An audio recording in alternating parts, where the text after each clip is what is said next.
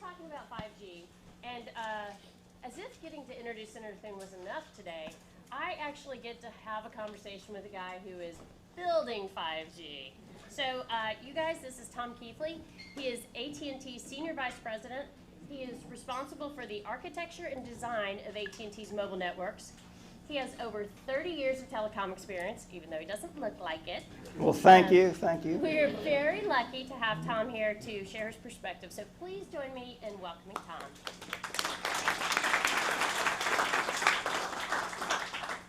All right, so obviously we're here to talk about 5G, but I want to start off with a question about AT&T's LTE network and what's happening now, and why should we be excited about what 4G will do in the next few years?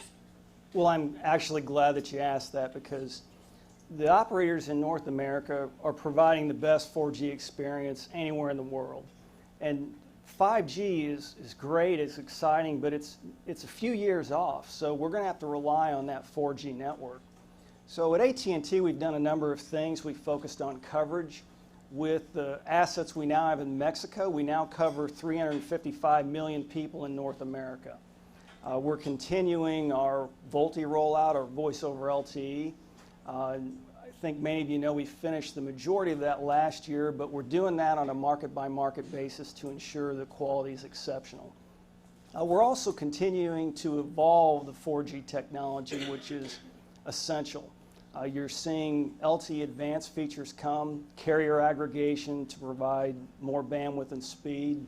And we'll continue the evolution of that technology for many years to come. So LTE is certainly exciting, but 4G is going to be around for many years to come, and we'll continue working and improving the experience and the technology itself. Okay, good. So we've all lived through the Gs, and my question to you now is, why is 5G going to be different, and what role will 5G play? What are kind of the key features that are going to differentiate 5G?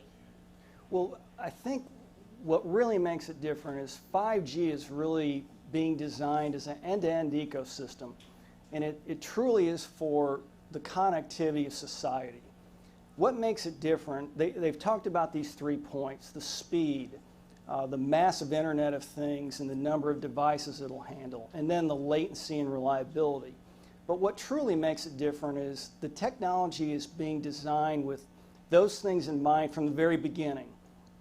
You'll see features that will handle some of those in LTE, but they've really been add-on features that have come after the technology inception. With 5G, it's going to be truly designed for that function to begin with. So over time, it truly will be the future of wireless technology. Interesting answer. Good. So AT&T, I think everyone here probably knows, has been a real leader on the Internet of Things. And when you look at IoT and you look at 5G, what types of devices do you see connected to the network? Well, certainly you'll see the evolution of the devices we have today, the smartphone, the tablet, for consumption of video and browsing and everything you can imagine. But arguably, the greatest area of innovation is going to come in the IoT space. So I'll give you an example. This watch is a connected watch. I don't need a smartphone for it to function. I can actually get emails, text messages, make voice calls without a device, and it uses my main number through AT&T Number Sync. So pretty cool, maybe not too revolutionary. But let me give you another example in the sensor space. This is actually a connected mobile device as well. The idea around this device is it's experimental, but it actually goes into the Chattahoochee River in Atlanta, and it measures water quality. So Senator Thune mentioned the ability to manage infrastructure and control infrastructure.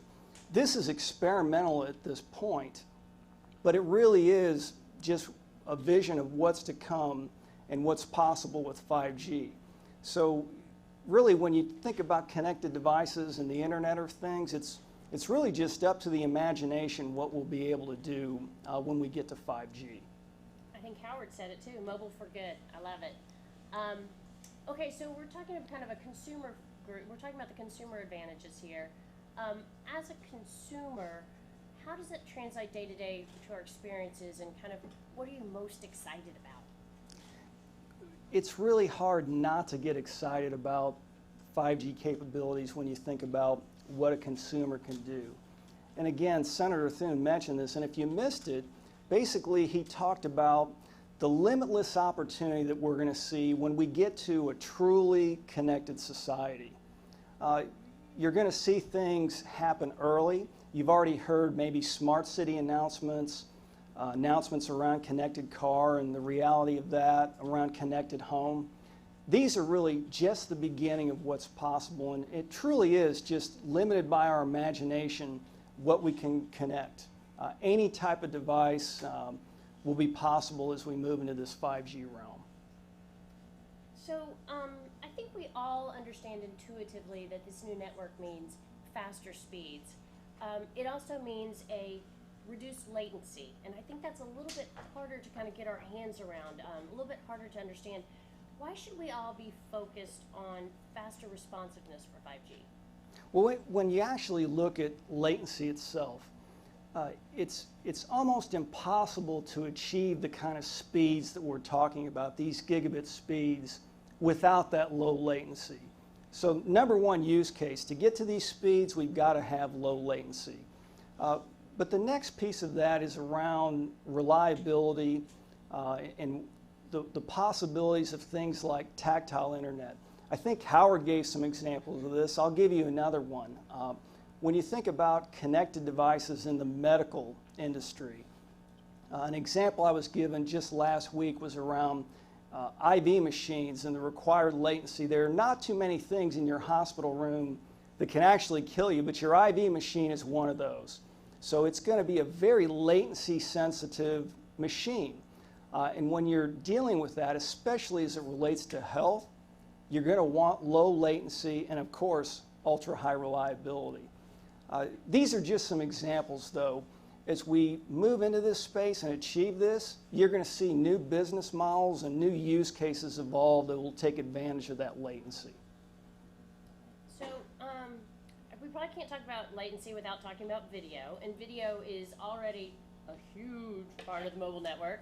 How will 5G help evolve over the next few years and improve the video experience? How is it going to help meet consumers' data demand? Well, I'll start by giving you an idea of exactly how huge it is.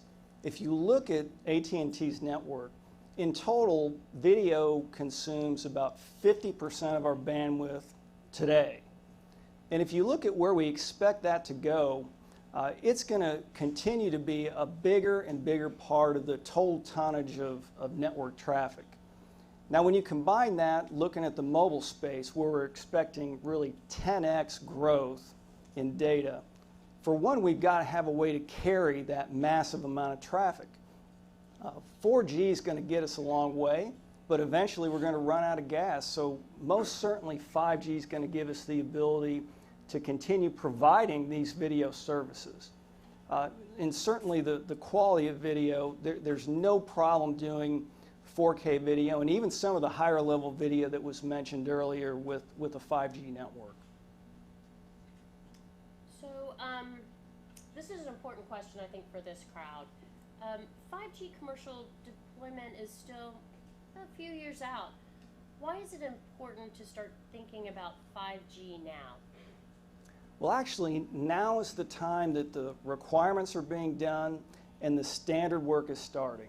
So this is the opportunity to actually shape the technology, to shape how it will work, what needs it will meet, what use cases it will handle. So this is indeed the time we've got to be out in front of the actual technology itself to ensure that it will meet our demands. So that happens by working with the standards bodies, the industry forum like CTIA, 4G Americas, NGMN, and certainly our supplier community, because it's a large group of folks that build and influence the standards. Now is the time to do that, so when we finish in mid-18 to start and then late 19 for the first true 5G standard, that we'll be ready and it'll do exactly what operators and the consumers will require.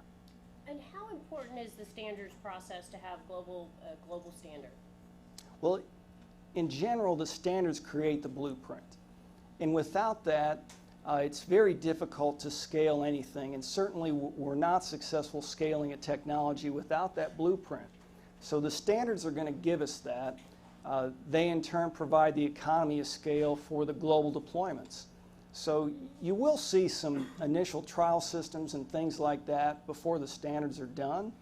But to really reach scale, we've got to have a standardized technology so we can truly have that economy of scale on the infrastructure and the device side.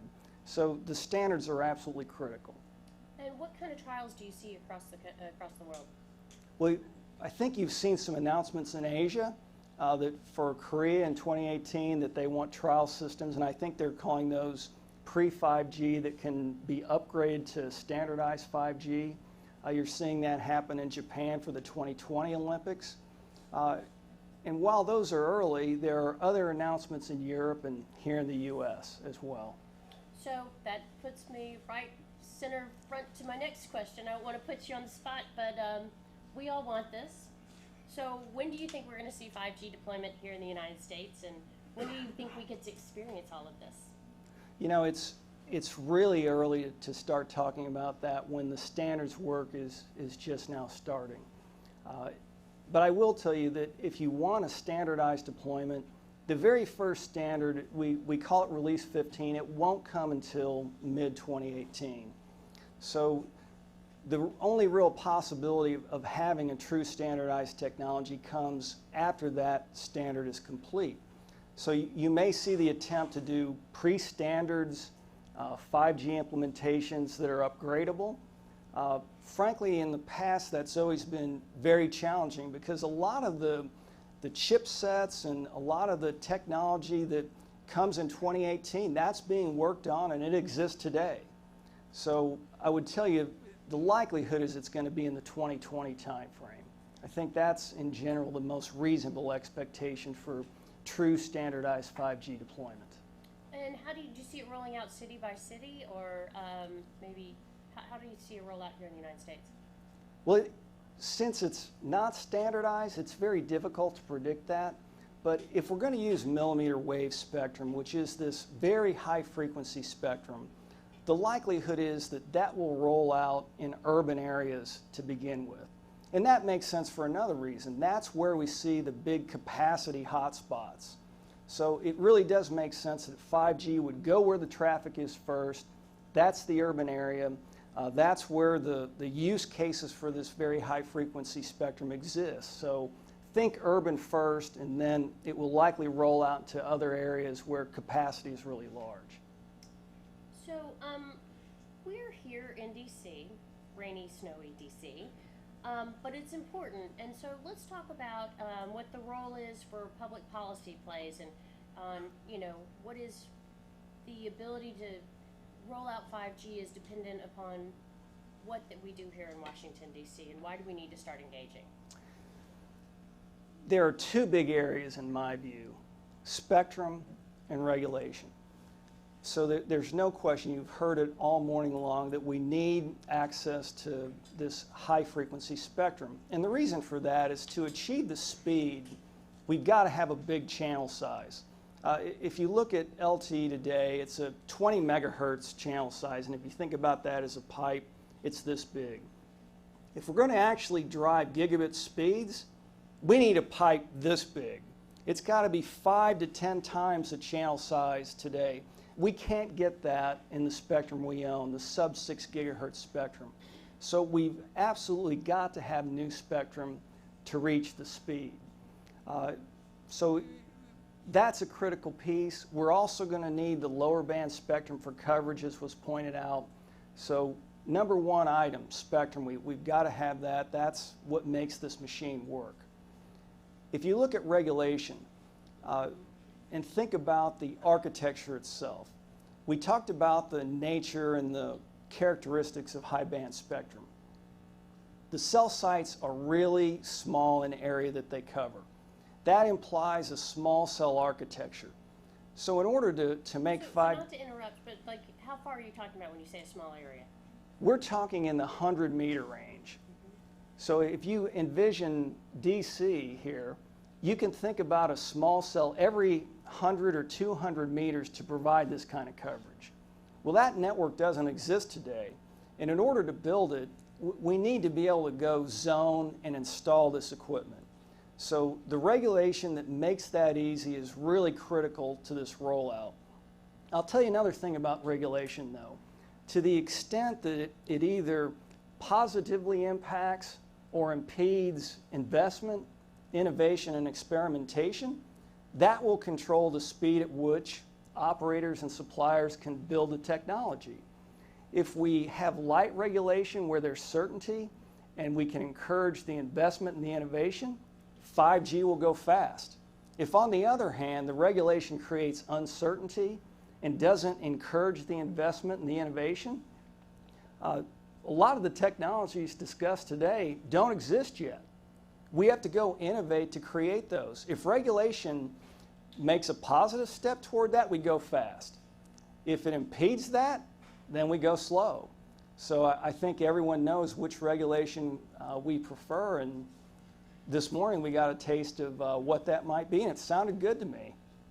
Yes, we do love Senator John Thune and the boat bill. So, but you did talk about my favorite topic, so I can't help but dig just a little bit deeper.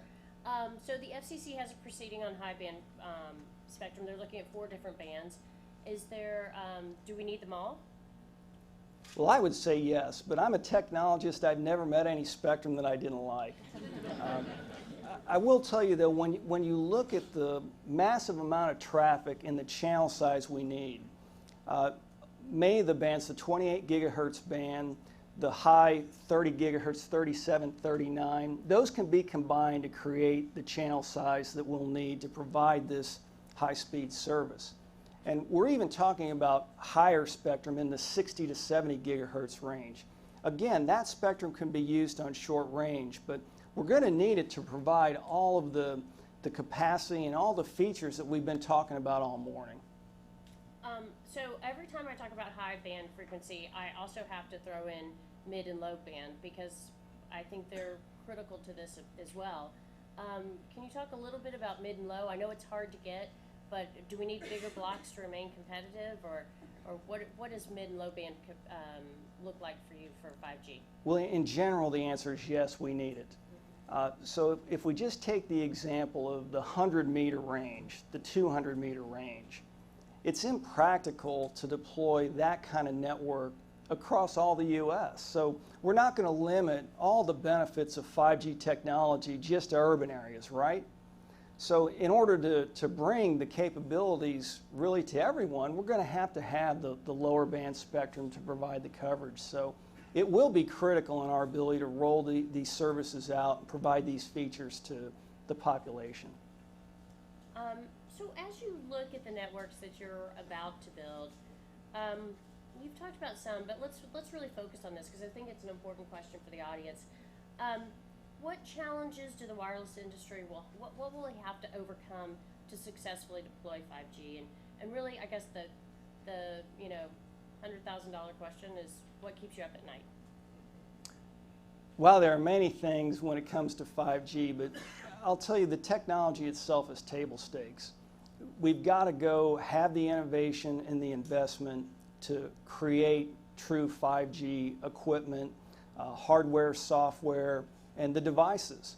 So we absolutely have to do that through the standards work I mentioned, through doing trials to go learn about the technology, how it works, and to influence standards through those trials. So we've got to do that. Number 2 is spectrum. In order for 5G to be a reality, we've got to have the spectrum assets, the high band spectrum, and again the low band spectrum for all the reasons that we just talked about.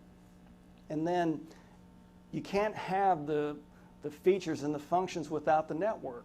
So again, we've got to be able to go build and implement this architecture. And it's a small cell architecture when you're talking about delivering gigabit per second throughput. So those combination of items, those are really what keep me up at the moment. But I'm sure as we get closer that there'll be others as well. Yes, I don't know how you sleep, actually. Okay, so I mentioned that you've been through all the Gs, and I think it'd be interesting to kind of explore, talk a little bit about the past as well. So we were behind in 3G, and then we're ahead in 4G. So if we can maybe talk about that period of time and how it's important to, as we see others that are leading to push to lead in 5G, why is it important for us to remain first and to lead in this area? Well, just as a bit of a history lesson, the United States definitely provides the best global 4G experience in the world. And you can argue about which operator does that best. I won't even bother you with my opinion since you'll know it's biased. But it's very important that as we move into 5G that we retain that leadership. Most folks may not remember, but during 4G, there was an argument around which technology will it be, and the choices were WiMAX and LTE. And LTE ultimately won, and a large part of the reason it won is because of work we've done through NGMN and other industry bodies, as well as the standards groups. I was a big fan of WiMAX during the day. Well, in this case, we don't have those competing technologies. There is general agreement around how we should build, standardize, and make 5G a reality. But in the U.S., the consumers in the U.S., the businesses in the U.S. have really been spoiled, if you will, by what we've been able to provide with the 4G experience. We're going to want to maintain that leadership role as we move to 5G because our customers, the consumers that we serve and the enterprises that we serve are going to demand that. So if you look at it from a standards position and you believe that the standard has to be done before you can deploy, there's no reason why the U.S.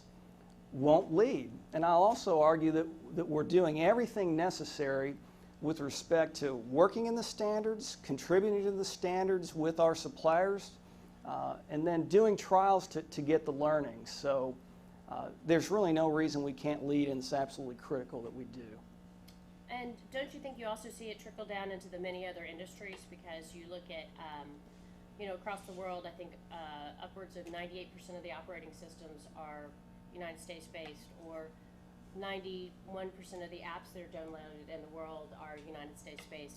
Certainly it has implications to health and all that sort of thing. Could you talk a little bit about the trickle down?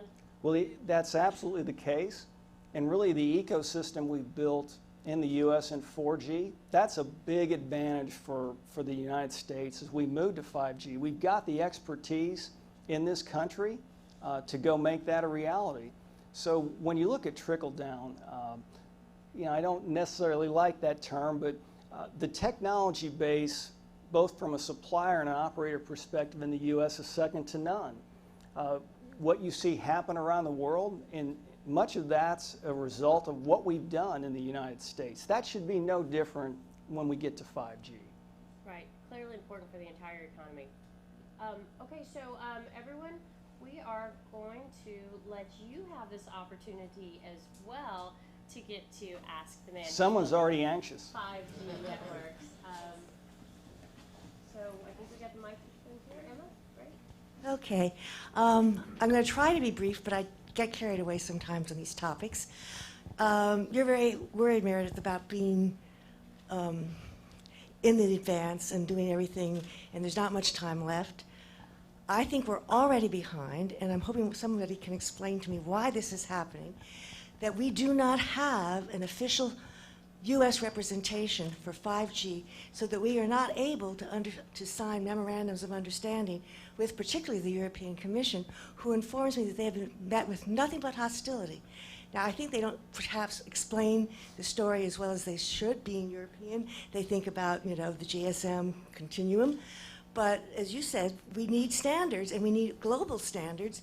And why aren't we working with these other groups to help influence the standards that we need if we're going to send our connected cars to Europe, for example? What is missing? Well, let me take that in two parts. First, let me allay your fears about the timing. Let's go back to 4G. The first 4G standards release was Release 8 in 2008. Look at the deployment that happened in 4G. It happened after 2008. So if you carry that through to 5G, the first standard will not be completed until sometime in mid-2018. We're still 2.5 years away from that. So, why we have to sign the treaty now, not in 2 years. well, so as I mentioned before, this is the time to go get engaged and be involved. And from an operator perspective, we're working with our global counterparts on this technology through 3GPP, through ITU. So I see you shaking your head there, but from my perspective, the work we've done to make 4G a reality, that's happening right now in the 5G space, arguably in a much faster time frame than what we did in 4G. Not enough, sorry, that's okay. Next question. Tricia. Well, 4G America. Thank you, Meredith. 4G Americas, which is a trade association, which Tom Keathley is the new chairman, and many of your panelists on the earlier panel are members, has signed a memorandum of understanding with the European Union on progressing the standard. So work has been launched, so carry on. Well, thank you for adding that. I appreciate that. Next question.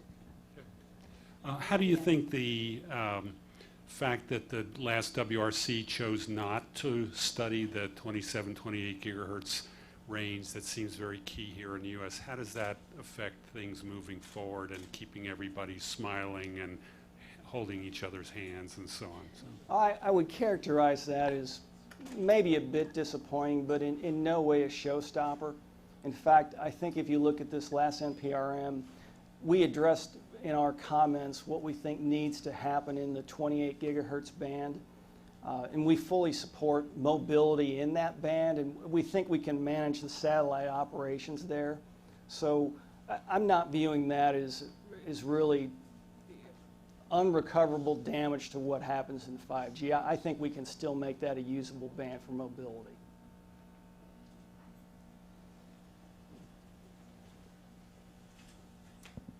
Hi, Katie McAuliffe with Americans for Tax Reform, Digital Liberty. I was wondering if you could talk a little bit about kind of how an unlicensed and 5G, 4G sort of mix would look like to help move it along a little bit faster. So how could we utilize kind of a mix of licensed and unlicensed spectrum to get closer to where we want to be? Well, I'll start with what's going on today. We're looking at technologies right now that are really being standardized in what we call Release 13. That standard is about to complete in 30 days or so. That will give us the capability to do standardized implementations of unlicensed spectrum in the 4G space. So that will allow us to do a couple of things. We can now aggregate unlicensed spectrum with licensed spectrum using carrier aggregation. That will give us more spectrum to use for speed and bandwidth. In addition, we'll also be able to aggregate a Wi-Fi air interface with an LTE air interface, and you might think about that as a good use case in building. That will do the same thing, more speed, more capacity. So the work on unlicensed, it's really starting in the 4G space. And as we move to 5G, it's already being contemplated in the design criteria for how 5G systems will work. So I'm really pleased with what we're doing in that area.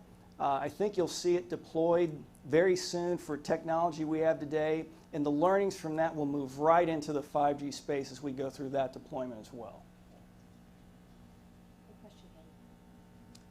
All right, we probably have time for one more question.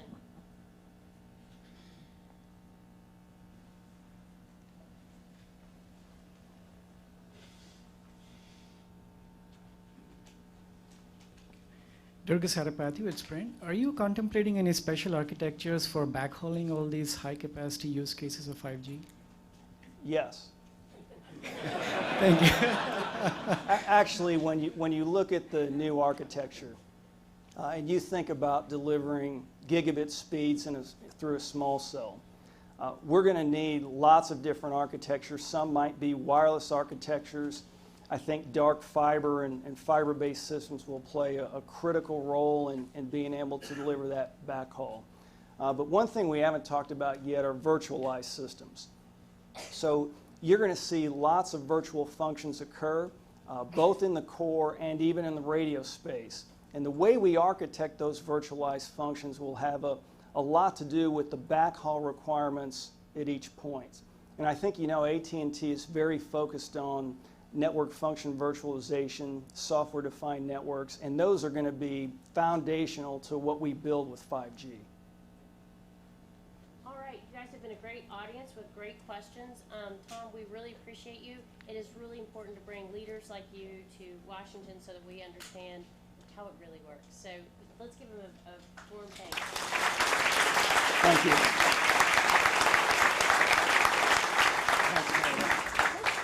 Thank you, Angel.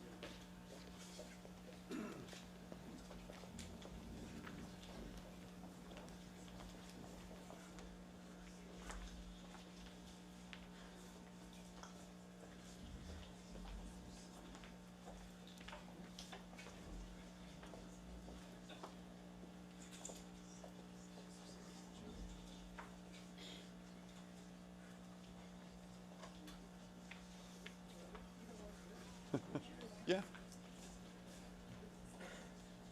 Well, thank you for being such an orderly crowd. Usually when that break happens, everybody jumps up and starts talking to each other. So I'm glad we've got your attention. I'm Tom Power. I'm Senior Vice President and General Counsel of CTIA.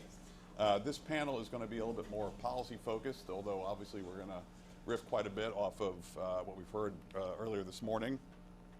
In the policy frame, of course, we have the FCC's pending proceeding on the Spectrum Frontiers proceeding, where they have put out their notice of proposed rulemaking. The World Radio Conference recently wrapped up their study or their recommendations for bans for further consideration. So I think we're going to play off of that. We have a great panel with us this morning. Let me introduce from my left, starting with Glenn Laxdal from Ericsson. He's the Chief Technology Officer and Head of Strategy for North America. Next to Glenn is John Hunter, Director of Spectrum Policy at T-Mobile. Then is Julie Knapp, Chief of the Office of Engineering and Technology at the FCC. And finally, Ed Chan from Verizon, where he serves as Senior Vice President for Technology Strategy and Planning. And thanks, folks, for joining us. I want to start, you know, we've heard a lot today about the various technical characteristics of 5G, the various use cases. We've got a few policymakers here in the room, and all the others are watching online. Speaking to them, it almost gets nebulous. It almost gets so amorphous because there's so much to talk about here. How do you boil it down? What's really important to you or your company or your institution when you think about 5G? Just in the elevator pitch on that. Glenn?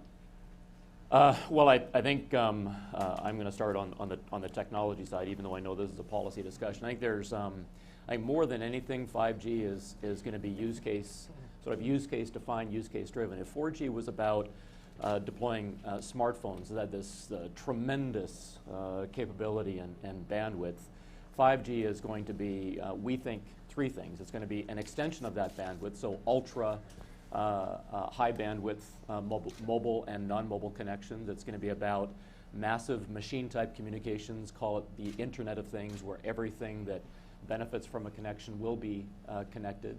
And then it's also going to be about very highly capable connected devices. Think in terms of very low latency, very highly secure connected devices like automated driving, connected cars, connected machinery, remote control machinery, remote surgery.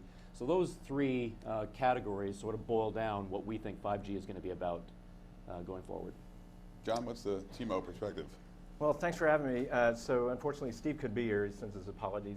He had a commitment took him away from this. So I don't know if it's unfortunate for Steve or unfortunate for me, but I was planning for this last night and give you some thoughts. I presented a couple weeks ago on this topic, and you know, I think about 5G, and I think it gets back to some of the things that you talked about. It's if you visualize anything that can be connected will be connected. So you put that in its context, and you quickly realize that it's going to usher in a whole host of applications and services that we have yet to see. So how are we going to support that ecosystem moving forward? For me, when I look at this, you heard Tom Keathley talk a little bit about it, in which I totally agree. It's spectrum assets I think are going to be critical. I was pleased to hear the Commission roll out the NPRM on millimeter wave spectrum. I think that's going to put a shot in the arm for the capacity offload that we're going to need for some of these applications.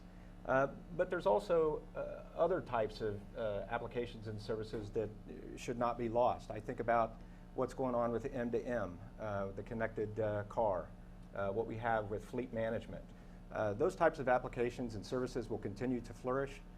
We will evolve those, and then we'll also get into some of the other things that we discussed, like a connected city, mobile health, to name a few. So those are the applications that are going to need, that we're going to put forward in 5G. It's going to require more spectrum, but it's also a light regulatory framework on how we go about this. 5G is in its infancy, if you will, of being studied within the standards bodies. So it's very important as we move forward that we tread lightly, allow the standards body to work through the rigor of understanding all the technical issues that have to be solved in an effort to ensure that we don't have any unintended consequences moving forward. So thank you. Julie? So the company I work for?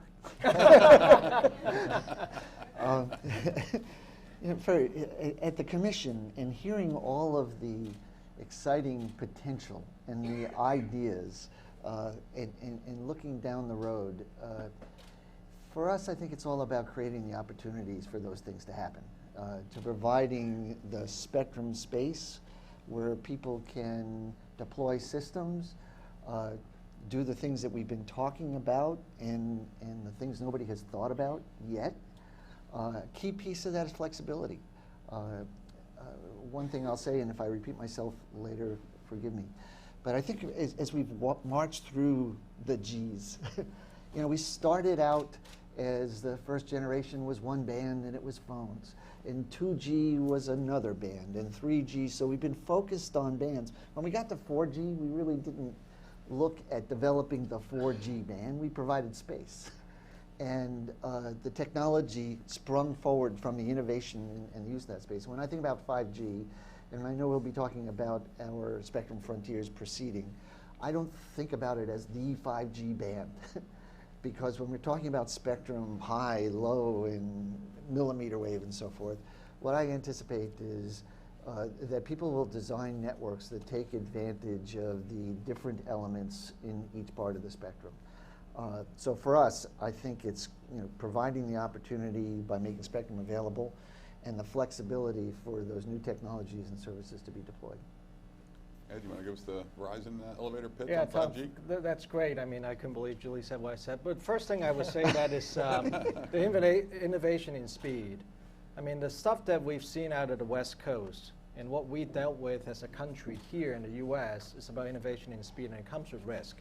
So to me, it's about getting there fast. It's about getting there first.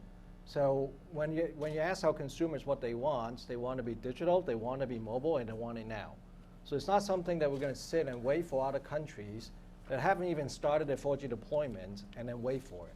I mean, I think that's the key component for us. So the basic for us for 5G is get the speed and feed out there, and then, like what Julie says, you cannot imagine the innovation that's going to come.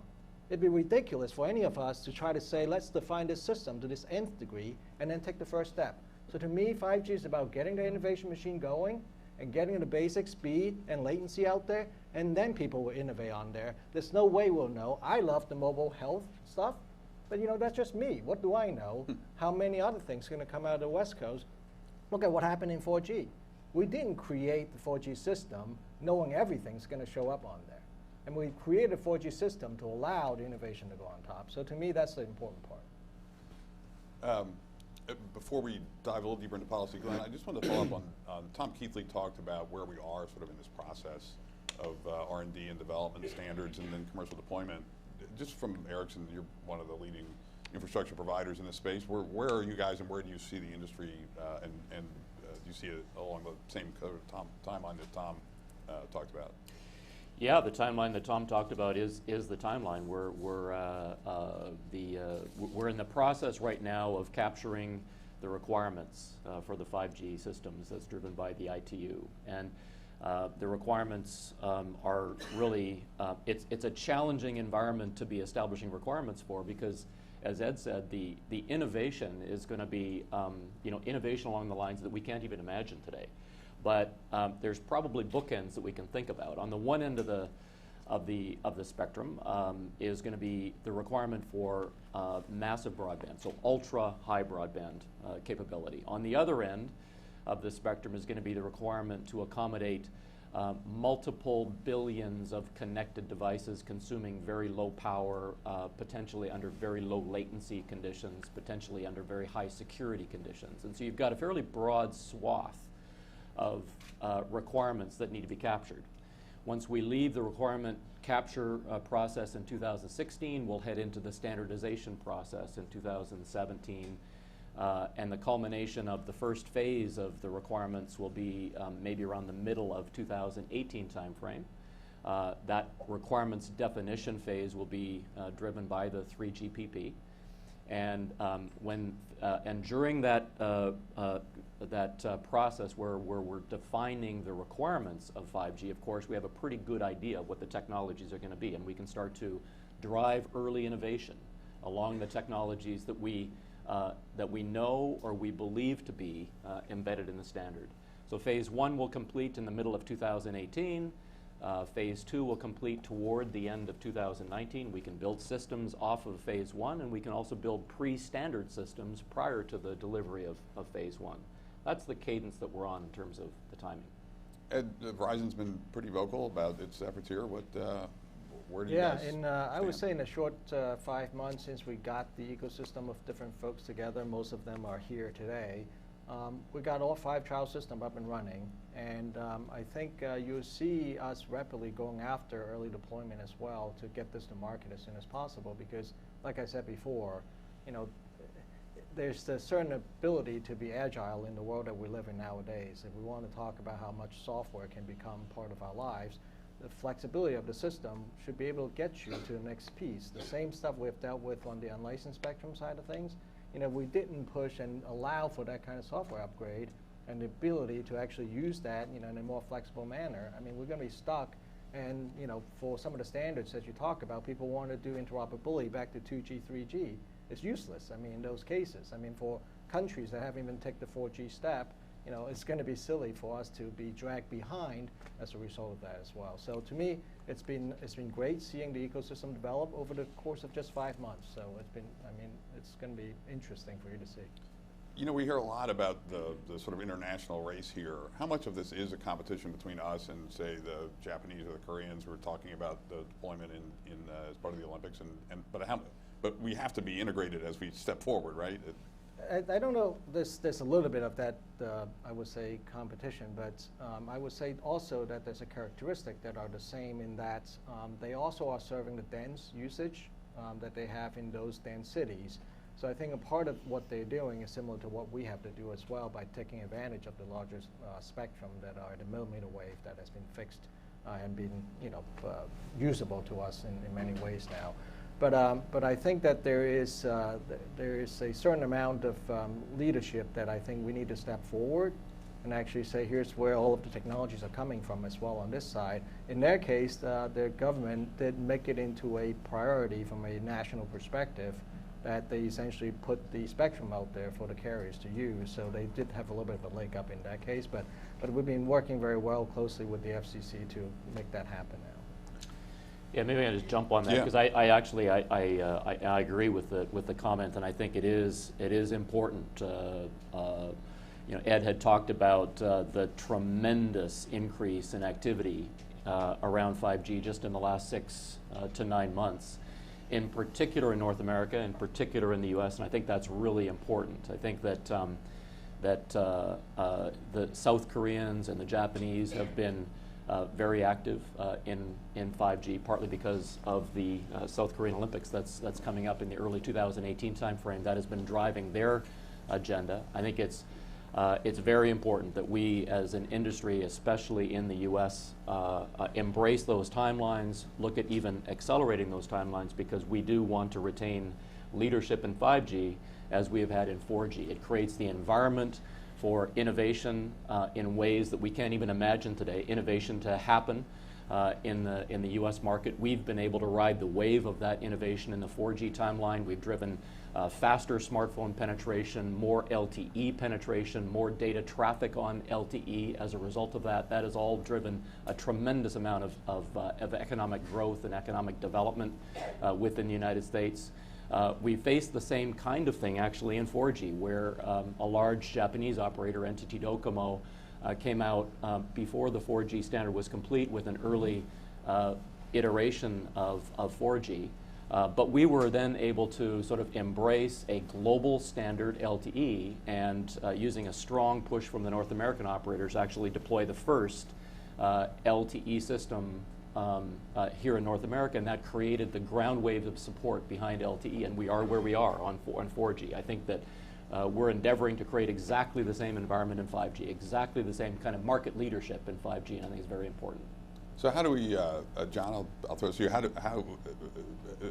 how do we repeat the lessons learned or build on the lessons learned in 4G as we move to 5G? Because as everyone has said, you know, everybody in this room, everybody in this ecosystem has a lot to be proud of in this country as to what we've done on 4G. What are the lessons learned and how do we build on those into 5G? Well, I think first it goes back, I think, to the standards body and ensuring that you get the fundamental use cases defined for, generically speaking, because, you know, we don't know what we don't know. I think it should be a case where you build out networks to support an unknown application or service. So it can't be the tail wagging the dog. I think you really have to put a lot of forethought and vision into what 5G has to offer and making sure that you've got spectrum resources that are allocated appropriately and the regulatory framework put in place to allow, once the next release comes out, when we start seeing 5G deployments, it's going to allow mobile operators to turn very quickly. I think from a T-Mobile perspective, if you look at our 4G deployment, no question, we turned around the fastest 4G deployment in the U.S., hands down. And we did that overnight. We leveraging a lot of the spectrum we purchased from Verizon on the A block. We now have well over 300 million pops covered with 4G. So if the building blocks are in place, there's no doubt all the operators up here, I believe, have the experience and know-how to turn the corner very quickly in ensuring that we get 5G devices and networks into the hands of consumers. So, Julie, this kind of turns back to what you were just talking about in terms of the FCC's role. I think, you know, a lot of us would say we see the need for a traffic cop, but we're worried about a gatekeeper. How do you, specifically, how do you really implement that? Because I think that's kind of along the lines you were saying. How do you, like, grasp it but not too tight? Yeah, I was going to respond that it's not a race, but we'll be first.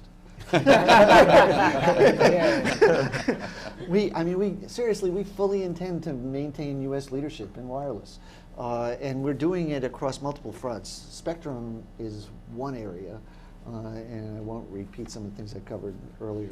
Flexibility, we think, is key to the reason we've had success.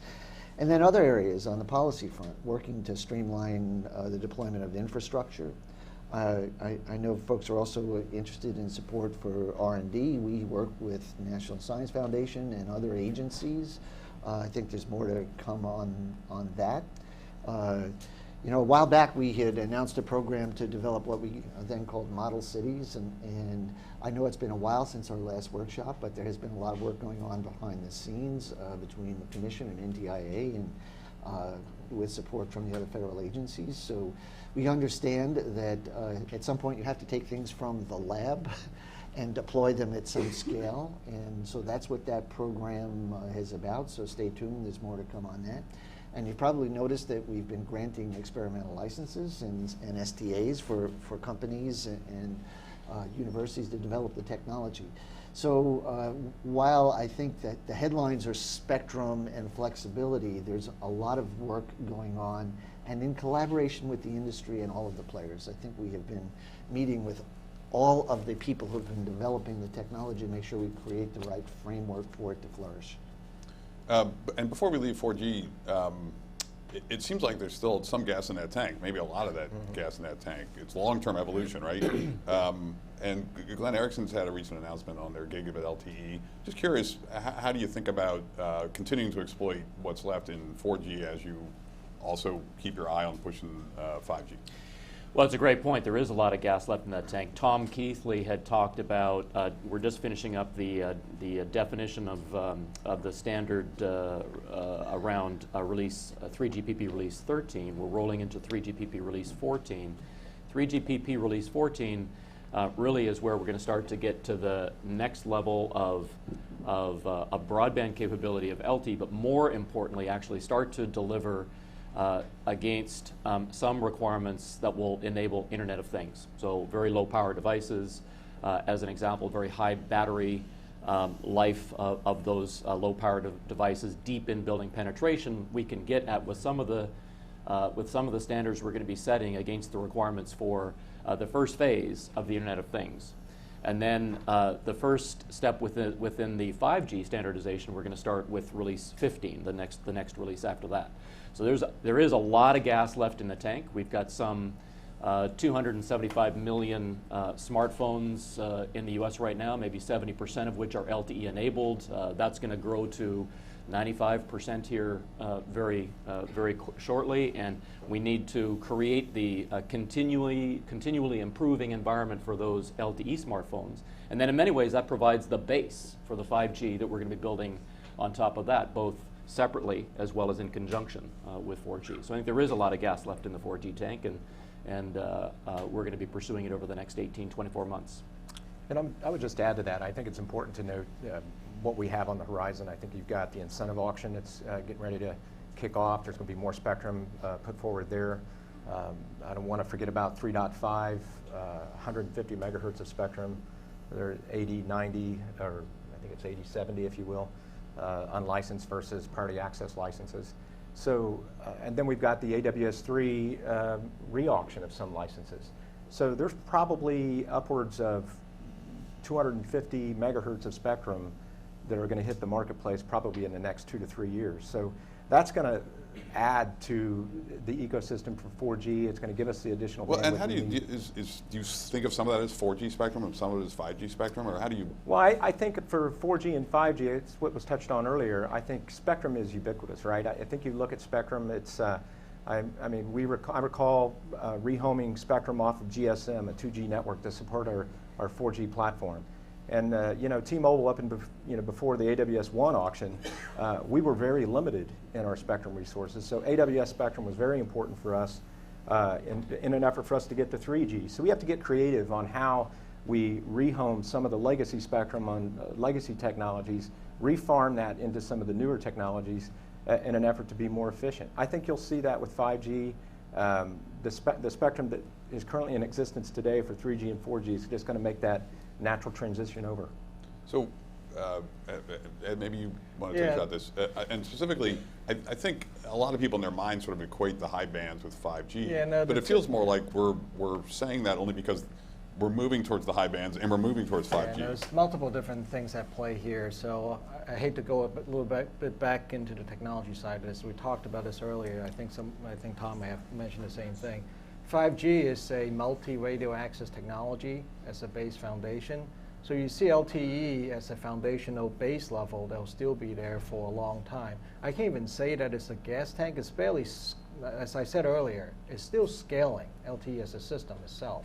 So most of the deployment is still mostly in the North America and a couple of the Asian markets, and the rest of the Europeans still coming along in those cases. So it's got plenty of ways to go yet, and the cost points on the LTE system will go down. And if you look at how the technology evolution on the LTE advanced side of the equation is coming into play in 5G, you heard about carrier aggregation. You talk about the mix of use of spectrum between unlicensed and also shared spectrum. So those are the things, whether it's 3.5 or at the 5 gigahertz spectrum, you see all those things coming together. So it's, in a 5G system, it's about flexibility to be able to take advantage of all of those frequencies at the same time. Millimeter wave just happened to be one that we had found a larger bandwidth that are available to be used, and at the same time that some of the technology capability has solved for the limitations that spectrum got you. So those are the things that I think is going to happen. So 4G LTE and the advanced LTE advanced side of the equation will continue to flourish and feed into the 5G innovation as well. And in that regard, the Commission has talked about 500 megahertz swaths as sort of being the the standard. Is that the right standard, Glenn? So we were looking for spectrum that had at least 500 megahertz, with the idea that, not that 5G itself needed that 500, because we've had folks come in and say at least 200. But we know we need sizable blocks. So that's been one of the criteria that we've used as we've looked at bands. Just a couple of points listening. So we put labels on things, 4G, 5G, and so forth. And the technologies, from a consumer standpoint, they have to think that what they care about is the service that they're getting, and things, the performance, and yes, labels are important, but there's a lot of mileage left in 4G. And the beauty of what we try to do is not pick a band with a technology. Yeah, right. So if somebody were to come in and said, I've got a version of 5G that I'm going to put in one band or another, terrific. And we'll see what the future brings on that front. Yeah. Listening to John in all the spectrums out there, I think Paige and I can just sit back now. Let's not take that message away. I think there's a lot of spectrum yet to be garnered out there. Seriously, we're not resting on our laurels. We put out a lot. There's more spectrum coming to auction. We're still working hard to identify additional spectrum for both licensed and unlicensed. We understand that we have to stay way out ahead of the curve. There are some people in here who have some areas where they wouldn't mind if you rested on your laurels, but not this issue. Understood. Maybe I'll just make I think that's every spectrum pursuit. Why don't you look at a different band? Yeah. No, I'd like to make two comments. One is, and Ed raised the point around LTE. Where 3G systems were really a replacement for 2G systems, and 4G systems are really a replacement for 3G systems. We're going to refarm the 3G bands and put 4G in those bands, and then you're going to have sort of standalone LTE systems. 5G systems will much more be worked in coordination with the 4G system, with the 4G base layer. There will definitely be 5G only use cases, definitely. But there will also be many, many use cases that will rely on the coordination between 5G and 4G. You can almost imagine carrier aggregation that we do at 4G right now to gain capacity, but while we, where we bundle two 20 megahertz or maybe three 20 megahertz channels together. You can imagine a 5 gig 100 megahertz channel being coordinated with, combined with a 20 megahertz 4 gigahertz or 4G channel.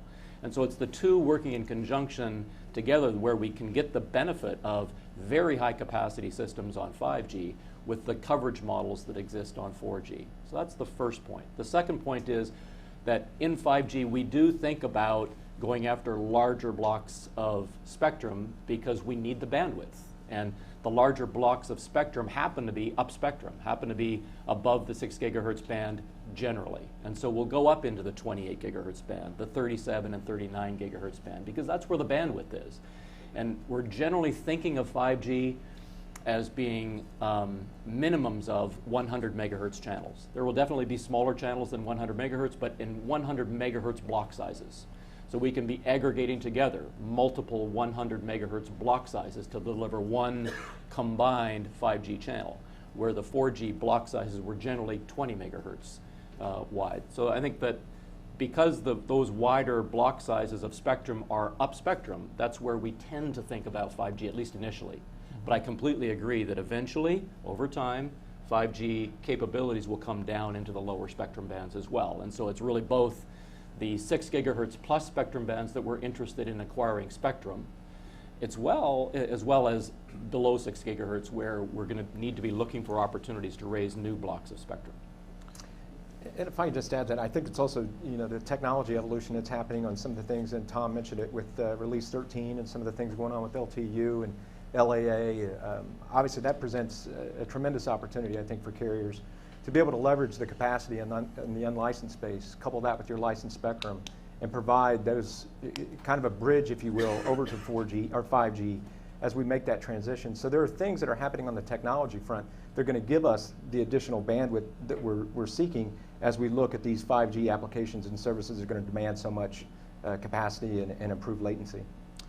Julie, back on the Spectrum Frontiers notice, two people confided to me they did not read every word of it. So for their benefit, Which two?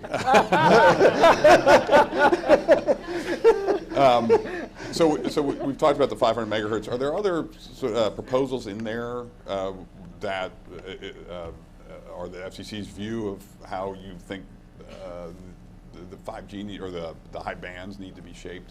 What are the other kind of characteristics? So I think we'll wait until the reply comments come in before we decide. I think there were, as you expect, as I was reading the record, and I confess I haven't read every comment yet, because there's quite a bit there. It's what you would normally see in a spectrum proceeding. Different ideas about how to gain access to the spectrum, different ideas about, should part of it be licensed and unlicensed, the license size of the areas and so forth. And I would say, at least personally as I look at it, very encouraged that there was a lot of support for moving ahead, a lot of support for flexibility. I think there's more work to be done in figuring out exactly the details of how we can make sharing work, some of the ideas both technically and from a policy standpoint. So, I think as we do in all spectrum proceedings, the Commission will figure out what the right cuts are. The Chairman has tasked the Commission staff to prepare an order and further NPR by this summer. So I have to leave now. The staff is working really hard. We're working in collaboration with NTIA and the federal agencies. We've got a lot to do, but we're not waiting for the technology to be figured out. We plan to move ahead. So, Julie, just close your ears for a minute. For the rest of the other three, was there anything in the proceeding? Is there anything where the Commission seems to be going that makes you nervous in the high bands proceeding? I think from 20 plus years in the wireless industry, most of it engineering and operations, I can tell you that an unproven concept that's out there, I think, is one that we're taking notice with the I think the 3.5 proceeding when we're looking at the SAS. It's certainly a novel idea conceptually, but it is yet to be proven in real world practicality. So I think that in itself, I think, was one that struck us as one that we got to be very cautious about. That I believe needs to be proven out first before we can really leverage the benefits of that in other bands. Yeah, I'd say the one thing that we worry a little bit, especially in that band, is there's certain assumptions that the interference is going to be very different, especially penetrating into buildings and things along those lines. But I think some of the coordination, when you come to that place, to have very small geographies that may be of different ownership of that spectrum, assuming that the interference actually doesn't exist, it's going to be a little bit hard to see. So I think that's something that we need to play with and see and prove how some of those things are capable or not. But overall, I think, again, I think Julie is on the same page. Getting it out there sooner rather than later is just the more important part. Having, longevity and geography-based stuff, so the carriers and the ecosystem partners can actually invest, I think would be great, because there's this interference-free approach that had made us successful in the past as well. But I think we'll promote that innovation and promote that investment rather than having uncertainty that's too much. I mean, there's some uncertainty in there. I do believe that you need to mix spectrum use, but you got to have some safety portion so that the investments can actually happen in those cases. Let's talk internationally, and particularly on harmonization, Glenn. What do you see as the status there, the benefits of harmonization, and in particular, I know Chairman Wheeler indicated some displeasure at the World Radio Conference and their failure to take up 28 gigahertz. How do you see that impacting all this? Well, I think there's clearly benefits to harmonization. I don't think we want. I don't think we're so dogmatic that we want harmonization to hold us back. We want to continue to move forward where we think we've got opportunities to move forward. 700 megahertz spectrum is a perfect example of that, where we're able to move forward. 600 megahertz upcoming auctions is another example. So we're big enough in this market to drive an ecosystem on both the infrastructure side as well as the handset side. There's no question about that.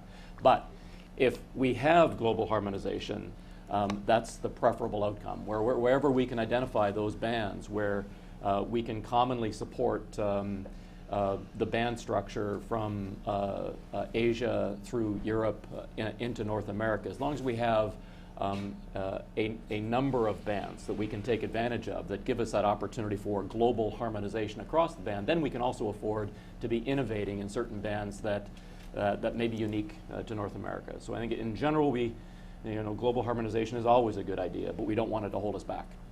Julia, you've had a couple months to reflect on the work process since it's concluded. What's your take and any elaboration on what the chairman had to say? Yeah, I think clearly the United States was disappointed that 28 wasn't included for the further studies, but we plan to continue the work here and conduct the studies. I think we believe that if we make it work here, as has happened the pattern in the past, the rest of the world tends to follow if they see something work. Generally across the bands, ideally you try to harmonize exactly if you can or close. The technology nowadays gives you a little bit of latitude if you're within plus minus maybe 10%. We're not talking different chips necessarily. And I think there's clearly additional bands that were identified for study in the notice of proposed rulemaking. We had recognized that was coming, and that's going to be included in our further NPRM. So I don't think this is a matter of, well, is it this one or that one? It's getting as far as we can in each one of these bands. And if we can identify more than we already put on the table, terrific. How about on unlicensed? The NPRM did pick bands that were sort of the focus of unlicensed. What was the thinking behind that? So, in recognizing as well that we've had views expressed on doing things maybe a little differently than we proposed, we already have an unlicensed band at 57 to 64 gigahertz. And when we did this, people said, why are you bothering? There's no devices, there's no technology. And I think it's a great example of it took a while.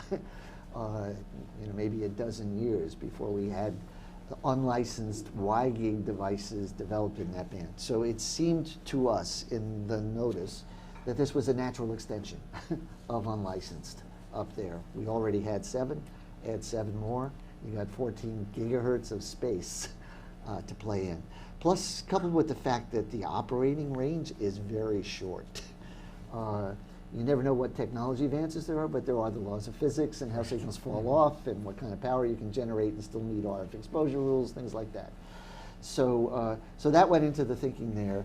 And we offered up some other models, one different one, the indoor-outdoor at 37, and some folks have come back and filed comments saying, well, you should create some space in each of these bands that's unlicensed and licensed, and I think obviously the agency will take all of these things into account.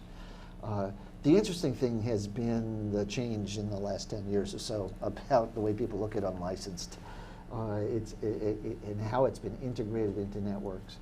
And so the important thing is that the space will be there either way. Ed, how does Verizon think about unlicensed in the 5G world? We certainly see it as an important component, much like how we see it even in the 4G world today. There's a certain set of things that happen in a licensed space that will be useful in plenty of situations, much like the way that we talked about on the LTE side of the equation. It's about efficient use of all of the assets we have from a spectrum perspective. So a lot of those unlicensed spectrum used today are in very hot spot at home, in offices. It's a completely complementary for the network provider to be able to use that in places that are outside of the hotspot environment. So in the 5G world, it's going to be similar in that case.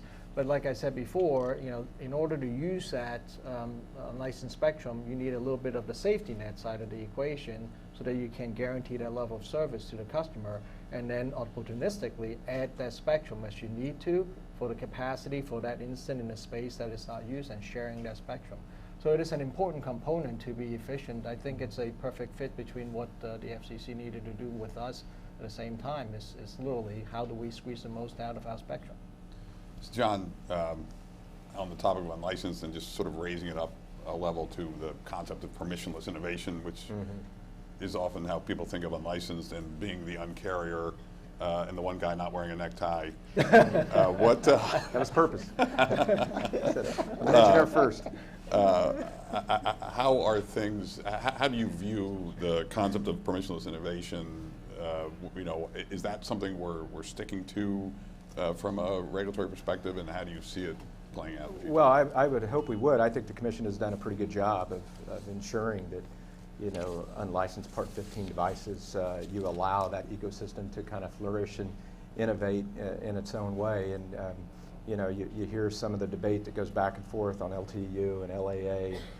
Some of the folks that have benefited greatly in the unlicensed arena have done so under this permissionless concept. And so it's interesting. It's an interesting debate when there's so much spectrum available. How can it be put to use from an unlicensed perspective, and how some might think that you know, it might, this notion that the carriers who have integrated, you know, unlicensed Wi-Fi into their networks to such a great degree would somehow implement something with the notion of causing harmful interference to a Wi-Fi user. From a T-Mobile perspective, we're very bullish on Wi-Fi. As you go back all the way to 2007, we did Hotspot at Home. We were the first to introduce Wi-Fi calling in the United States. We're doing HD calling over Wi-Fi. We've got HD calling over and VoLTE, a leader in VoLTE. So I think across the board, we view Wi-Fi and unlicensed spectrum to be an integral part of our business going forward. And I think you look at the innovation that we've done in 4G and how we've leveraged Wi-Fi into our 4G networks, and 3G for that matter. I have no doubt you'll see the same going forward as we progress into 5G.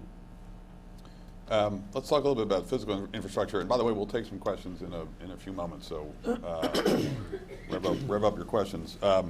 Glenn, on the infrastructure side, we've heard some talk about small cells. That seems to be a sort of necessity when we think about a lot of the high band spectrum. Is it also a virtue of sorts, or how does Ericsson think about the small cell architecture?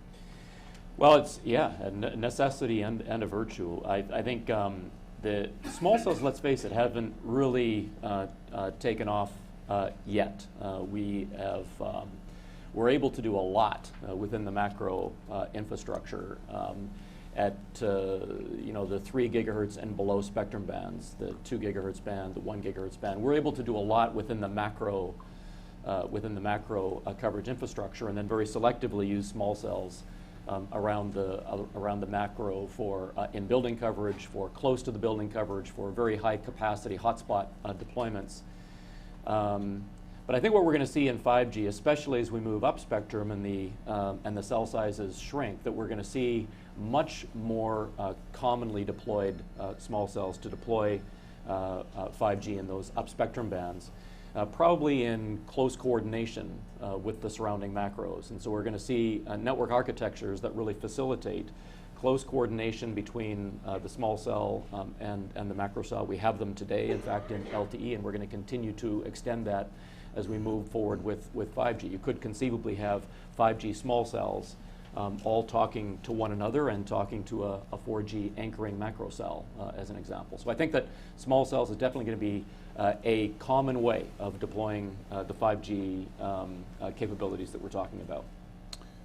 Julie, the FCC has been somewhat active on the process or the issue of allowing infrastructure deployment. Can you tell us some of what the Commission's been doing and what may be coming next? So I'm probably not the expert on infrastructure. There are other people in the room who know a lot more about it than me, but I won't point them out. Please. Seriously, I know that certainly Congress and the Commission has been working hard to try to do everything we can to streamline the process for infrastructure deployment.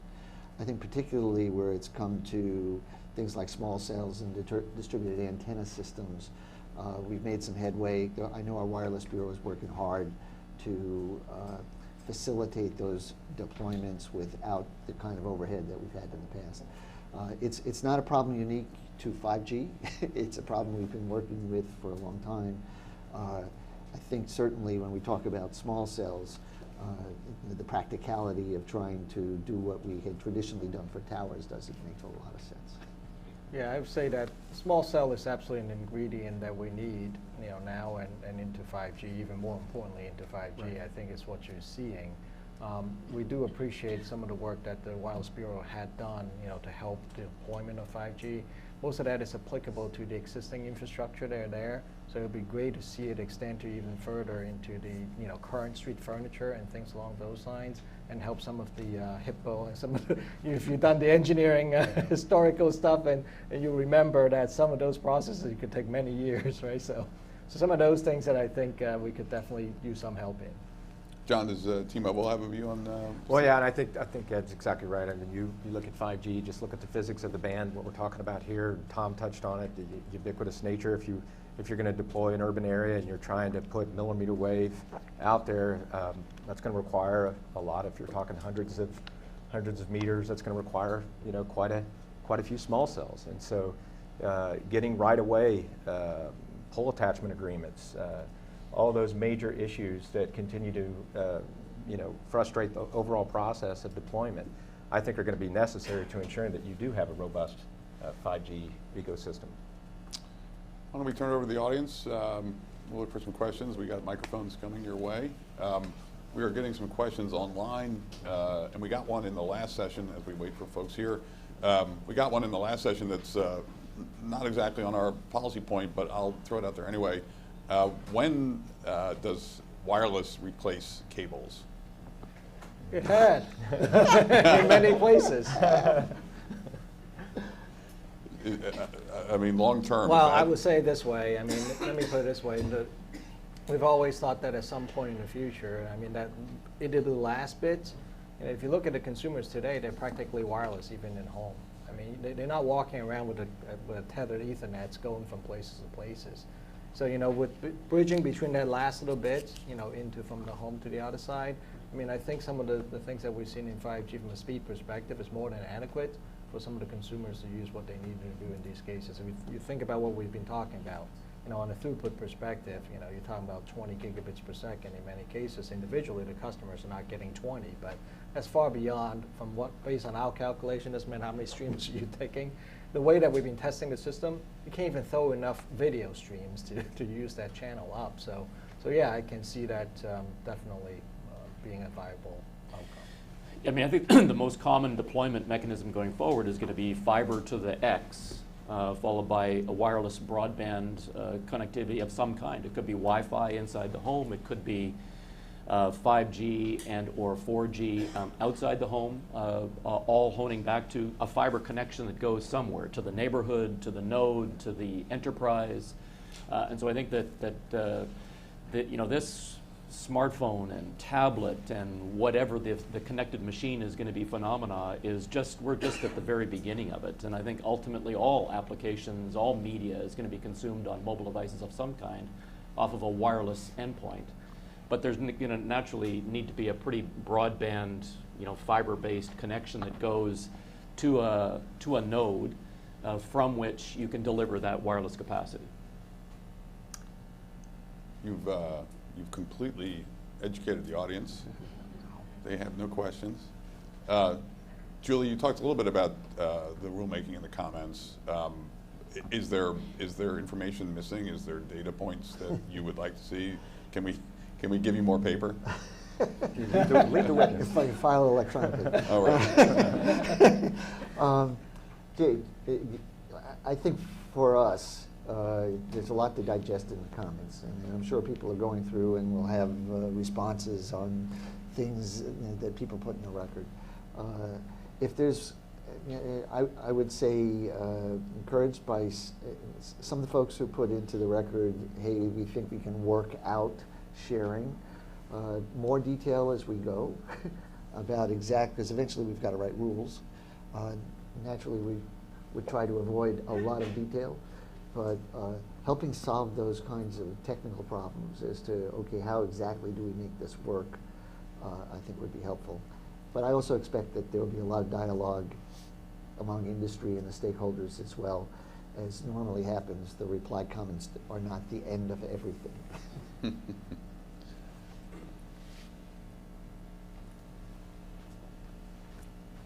have one in the back.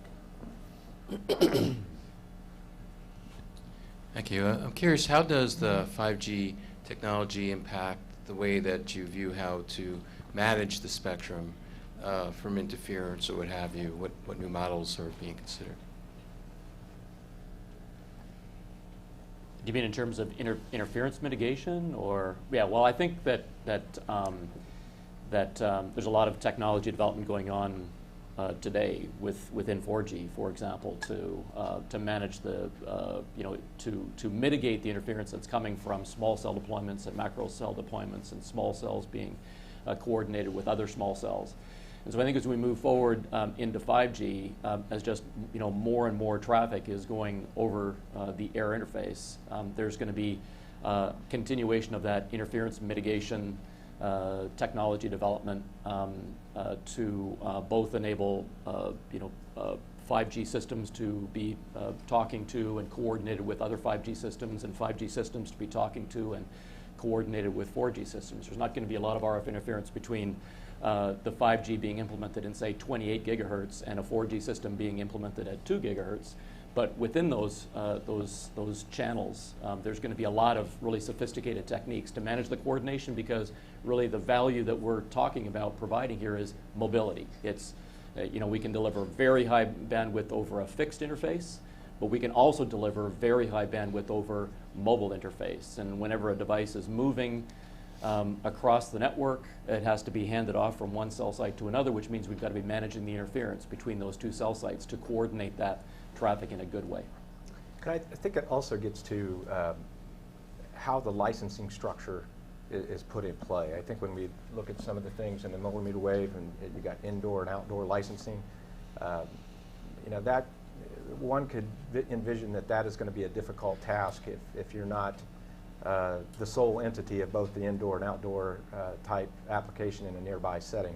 So mitigating that would really be cumbersome, I think, from an operator's perspective, because it's typically the way you'd like to do it is have your license spectrum in one area and then allow the technology itself to be provisioned appropriately, uniquely to that own license entity, as opposed to trying to work with another competitor that you have no idea how they're going to be deploying and how is that going to impact a license you just spent so much money on. Yeah, it's a perfect point what John raised there. If you have the certainty about the license that you're using, the technology that you're seeing now are taking advantage of that by resource allocating at the right time in the right place between the cells. What you get into trouble is when something unexpected were to happen that's completely out of your control, and all of a sudden somebody else pop up a new system, and then now the technology is allowing you to still deal with it better. But those are the kind of things that will create a bit of a problem for the end users around it. It may be able to recover as best as it can, but if you pop up things along those lines, then that's when the challenges come in. Maybe I can just offer one different perspective on this as well. When we were looking at AWS-3 and even 3550, one of the concerns for the incumbents was, well, what if I interfere with them? And then they're going to complain, and I've got to get out of the way. We've gone from systems where if I got interference, you were out of luck. There was no service, to a point now where we still need to manage the interference. We need to create a framework that allows everybody to be able to play together, but we also have to be careful that we don't be so conservative that you don't ever get access to the spectrum. And that if there's interference every now and then, recognizing that the systems can cope with that and that they have other resources that they could use. If a channel is getting noise because you're sharing and it was known and understood and everything going in was understood, and it's not to worry, I still have other resources I can use. I think that's been a big change in the last few years, and it will play a big part in incumbent systems being comfortable with newcomers coming into the band. And that brings up a good point. I think when, and I apologize for my colleagues who are not inside the Beltway, but it's been a discussion that's been ongoing for some time, and that's when we get into topics like bidirectional sharing. And I would agree, a lot of work went into AWS-3, and I think both sides, industry and government, coming together, figuring out system by system how to make the spectrum work for all sides. And a lot of progress led to the best auction I think we've had in U.S. history. So great end result. When we look at bidirectional sharing, again, it gets back to some of the things that we talked about, and it also points to the work and the rigor that we had to go through during AWS3 pre-auction, which is going through that system by system basis to really understand, can in fact we have sharing between terrestrial systems and aeronautical operations? I don't know, but it begs the question for further study.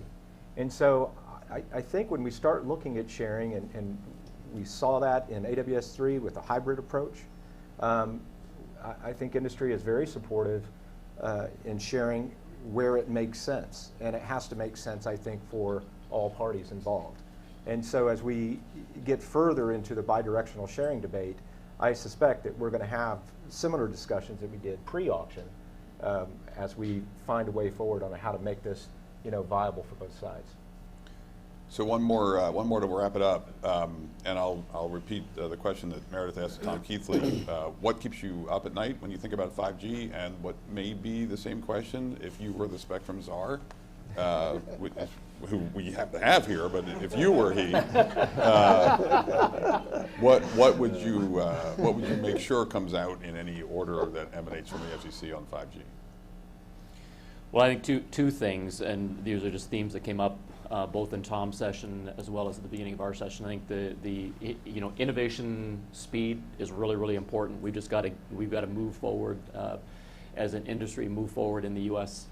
Very quickly. And I think let's not underestimate. We've been talking about spectrum all morning, but the amount of spectrum that we're going to need, I think, is going to extend beyond what we see in the 28 gigahertz band, what we see in the 37 and 39 gigahertz band, what we see in the 60 to 70 gigahertz band. We need to also start to look at some additional spectrum options that are open to us below 24 gigahertz, potentially even below 6 gigahertz that we can take advantage of. The amount of bandwidth that we're going to need, you just think about it.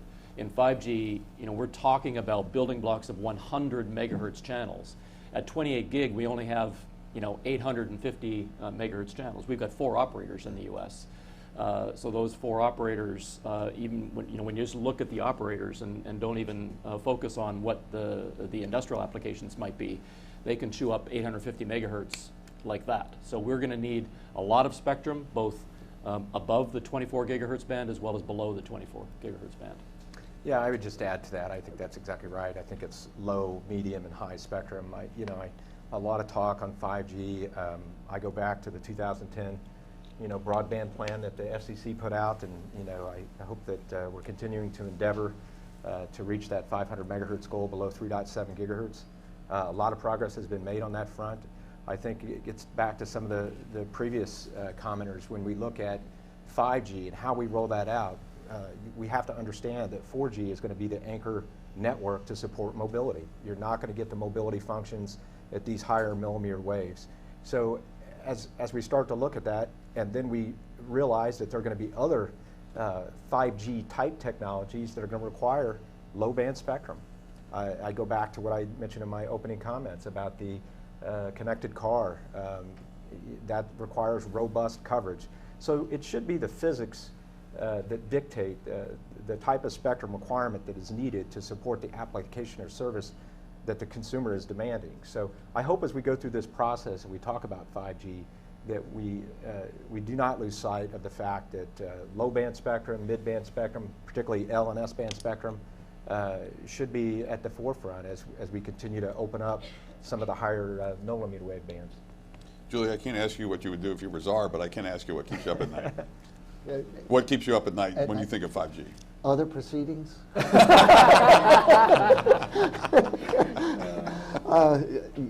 think I've been through so many, I just get numb.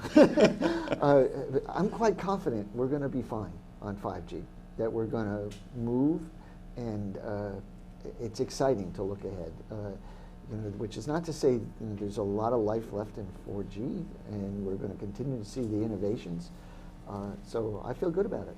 That's great, and congrats to you and all your team over there. Ed, the czar and keep you up question. Broken records. spectrum, get there fast, because I think once you set that spectrum become available, the entire ecosystem now has that certainty. Right now, there's a little bit of the uncertainty about, well, which band here and there. So once you get there first, the rest will fall into place. So, you know, right now, I just think that that's the most important part. As far as what keeps me up at night, and I've said this many times about, you know, us as an industry, as a, you know, telecoms industry, we, in many ways, had become so risk averse in taking advantage of some of the technologies and creating the future.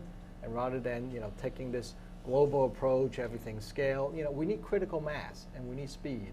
We don't need, you know, every single country in this globe covered for us to move forward. So to me, that's what keeps me up at night. Great.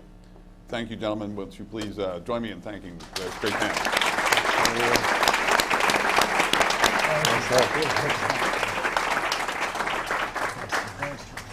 Thanks so much. That was perfect. Thanks, sir.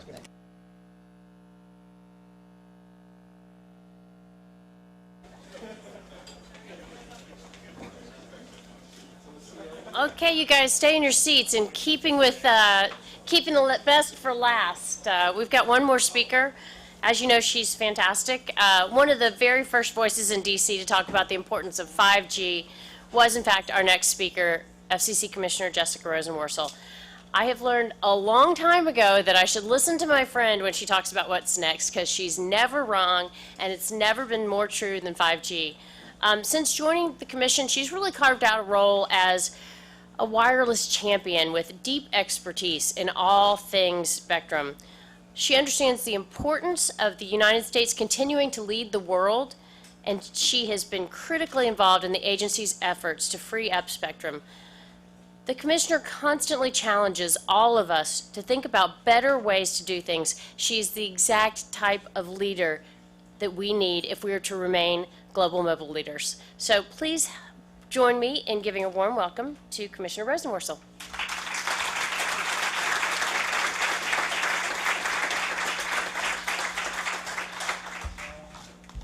Thank you, Meredith. Thank you, CTIA, for having me here today. Timing is everything. You got to start the day with Senator Thune, and now you have me keeping you from lunch. And timing also matters because, as probably many of you know, yesterday was the 20th anniversary of the Telecommunications Act of 1996, the last major rewrite of our nation's communications laws. 20 years. This law is no longer in its adolescence, and just think in one more year we'll be able to take it out for a drink. Now, 2 decades is a lifetime in communications. This is especially true with wireless technology. Until 20 years ago, most mobile phones were clunky and brick-like. The Motorola StarTAC changed that when it was introduced in 1996. You remember this phone. It had that slim clamshell shape, and it snapped closed with that satisfying clack. It was the device everyone wanted. It was modern. It was cool. But as futuristic as it seemed, it was built for voice calls. After all, in 1996, wireless service meant mainly one thing, and that was telephony. Well, times have changed, because 20 years later, our mobile devices are even more popular, and they're far more powerful, with data capabilities that have changed almost every aspect of modern life. And today, the United States leads the world in the deployment of the current generation of wireless technology, known as 4G. And while we are home to less than 5% of the globe's population, we have 1/3 of all 4G subscriptions worldwide. So far, so good. But if we want our wireless future to be bold, we need to do a lot more than rest on our existing 4G laurels. Because 5G service is poised to bring higher speed, lower latency services, and a new world of wireless everything. So get ready, because the race to 5G is on. and I can see this so clearly from where I sit at the Commission. The world's wireless economies are busy planning for 5G service. South Korea and Japan have plans to deploy 5G service by the time they hold the Olympics in 2018 and 2020, respectively. The European Commission has committed to support 5G research with South Korea, and last year signed up for doing the same with Japan. It also has reached an agreement with China, where 3 of the nation's ministries have established a group to promote the deployment of 5G technologies. So it's time for us to get out of the starting gate, because this is a race we want to win. We can do this if we get creative and we get going. So here are my 5 ideas for the road to 5G. Idea number 1. To find spectrum for next generation networks, we need to look high. Today, the bulk of our 4G wireless networks are built on spectrum with frequencies from roughly 600 megahertz to 3 gigahertz. This is our current sweet spot for mobile communications. But the 5G future is going to look different, very different. As you've probably heard about all this morning, we are going to have to bust through that old 3 gigahertz ceiling and create new possibilities for millimeter wave spectrum in the airwaves 24 gigahertz and above. This is spectrum that is way, way up there. And with apologies to Buzz Lightyear, it's what I like to think of as our airwaves to infinity and beyond. But with those stratospheric frequencies come real propagation challenges. While these super high signals can carry a significant amount of data, they do not go far.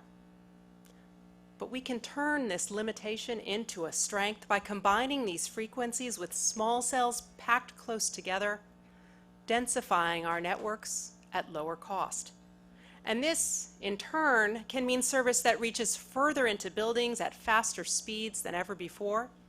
And this is especially useful in urban corridors and fast-growing areas with the greatest traffic demands. It won't be simple to put these bands to use, but the Commission has already taken an important step with the rulemaking we began late last year, proposing action in the 28, 37, 39, and 64 to 71 gigahertz bands. Plus, we have committed to seek comment on more millimeter wave bands in the future. Now, it would be best if we could harmonize our efforts globally, which will enhance economies of scale. But there are some places where when we look high, I believe the United States will need to go it alone. And that includes the 28 gigahertz band. Unfortunately, at the World Radio Conference in Geneva last year, this band was left off the table. It was not included in the study list for 5G spectrum. But because this band has a global mobile allocation, I think the United States should continue to explore this spectrum frontier. Tests in this band are already underway in South Korea and Japan. So I don't think this is the time to hold back. I think we need to move ahead on our own and have in place a framework for the 28 gigahertz band by the end of this year. Idea number 2. When we look high for new spectrum, we cannot forget that we also need to look low. This idea is not complicated or especially new, but we have to remember while we explore the big possibilities of millimeter wave, we continue to look for opportunities as low as below 3 gigahertz. This spectrum is essential for coverage today. It will be essential for coverage in the 5G future. And 5G networks will incorporate multiple radio access technologies, and for seamless connectivity, we are going to need more than just millimeter wave. Idea number 3. To build a bigger wireless future, we need to focus on the ground as much as on the skies. In wireless policy, spectrum gets all the glory. But the unsung hero of the wireless revolution is infrastructure. Because no amount of spectrum will lead to a better wireless service without better infrastructure. So if we want a big and bold future for our airwaves, we need policies that support efforts on the ground. We can begin by taking a comprehensive look at tower siting practices and making them more consistent all across the country. And we can start with federal lands, which make up as much as 1/3 of our national real estate. We can expedite deployment here by creating an open data inventory of infrastructure. But we need to think beyond traditional tower siting. After all, 5G use of millimeter wave puts a new premium on small cells. Figuring out how to get these microcells in place is a significant effort. For outdoor deployments, we need to find ways to harmonize municipal practices from coast to coast and develop model practices. But we also need to focus on the in-building equation. I think it's time for what I like to think of as the wireless equivalent of LEED certification for facilities that are capable of 5G. Because the market should reward buildings that have a dense network of small cells and the fiber backhaul necessary for gigabit service. But we need to find a standardized way to certify that capability in order to help it develop. Idea number 4. If we want a bold wireless future, we need a better way to manage our balance sheets. Spectrum is invisible infrastructure. We may not be able to see it, but it is where we are going to build our economic future. Because with 5G connectivity, we are looking at a world where everything is connected. We're making way not just for the Internet of Things, but for the Internet of Everything. But before we get there, I have a funny feeling that we could get waylaid by accounting. Let me explain. And perhaps the best way to do this is to reference the infrastructure of the past. The Federal Highway Act became law in 1956. That's a full 4 decades before the Telecommunications Act. It featured a bold plan to connect the nation with a new highway system to support our economic and national security. But the billions invested have reaped us rewards for generations upon generation. Now, what distinguishes that connectivity challenge from the past from the wireless one we face now is that the effort to develop a highway system did not require a pit stop at the Congressional Budget Office, or CBO, because it didn't exist back then. Now today, the CBO scores every spending bill. That means it takes big ideas about how we use our airwaves and subjects them to a grinding review of their impact on the budget and the deficit. And this analysis is important. It's useful. But in practice, if we're honest, these estimates can hamper creative ideas about long-term infrastructure investment, including how we can free more of our airwaves to support economic growth. And this is a problem. It's especially challenging for unlicensed spectrum to make it through this filter because it requires disregarding the economic value of setting aside more of our airwaves for Wi-Fi. But it can also harm our ability to identify airwaves to repurpose them for licensed services. Because when our auction estimates are not right, relocation costs are wrong, or assumptions are built into the baseline that don't reflect what is actually happening, we have a problem. It's a problem that slows our ability to get airwaves to market, create jobs, innovative new services, and build the infrastructure of the future. We need to find a better way to manage these balance sheets because the infrastructure of the future depends on it. All right, idea number 5. We need sandboxes for cities and more experimental licenses. 5G technology is going to have applications for everywhere, urban areas, rural areas, and everything in between. But these applications hold special promise in our cities. That's because 5G will bring high-speed, low latency technology to densely populated areas, which will open up a whole new range of civic and commercial services. Now, last year, the administration kicked off a Smart Cities initiative. It features over $160 million in federal research support to help our cities tackle future challenges. And candidly, if you look closely, you will get lost in the details. But stand back and squint.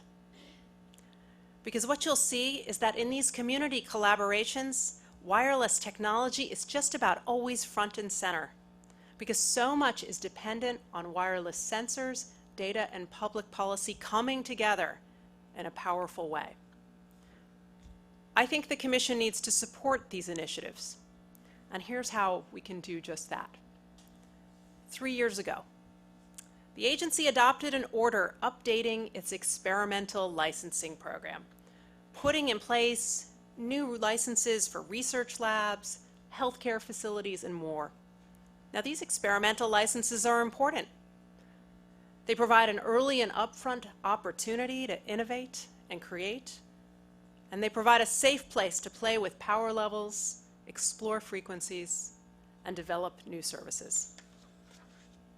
But for too long, one of the ideas in this decision has been stuck in the starting gate. 3 years ago, we proposed innovation zones, flexible experimental licenses that are virtual sandboxes for cities. But the Commission has yet to set up an innovation zone or taken an application to do so. It's time to put this policy in place because it's tailor-made for smart city initiatives. It's ideal for 5G services, and it can help us demonstrate the dramatic opportunities of the next generation of wireless services. And let me finish by highlighting that last point. We have problems to solve, resources that are constrained, and communities that need help navigating what is possible in the digital age. There's no shortage of challenges ahead, but we're on the cusp of cars that drive themselves, streets that can be safer, emergency services that are more effective, healthcare that is more personalized, and more capability across the board because we are more connected. Let's talk about that.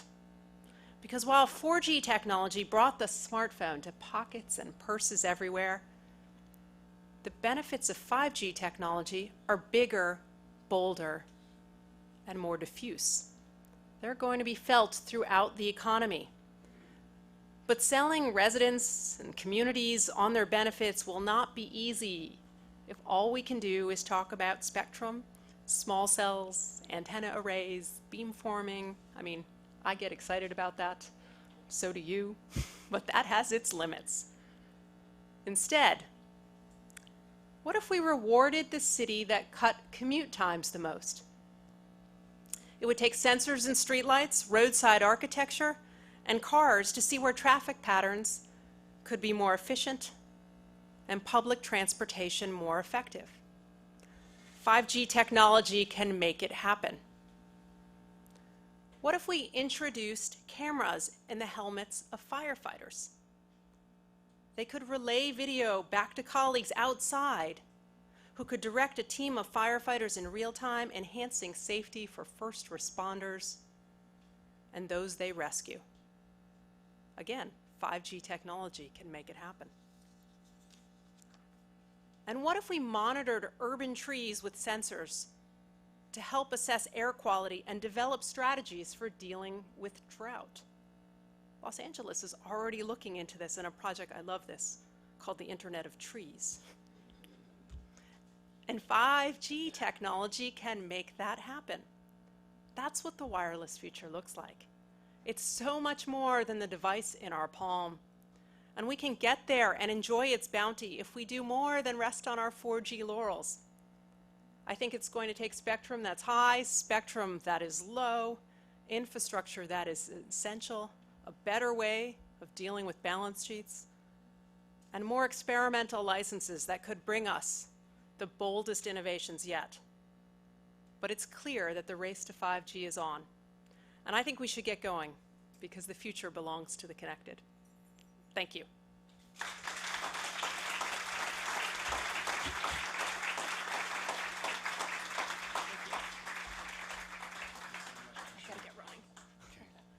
Thank you very much, Commissioner. Those are some very wise words for us, and you can feel her energy and her enthusiasm and her innovative ideas, so I think we should take those all to heart. Well, I want to thank all of you, particularly our speakers, all of our panelists, all the folks that contributed today, all of you that came to attend, and of course our CTI staff for helping set this up. Thank you very much and have a great day.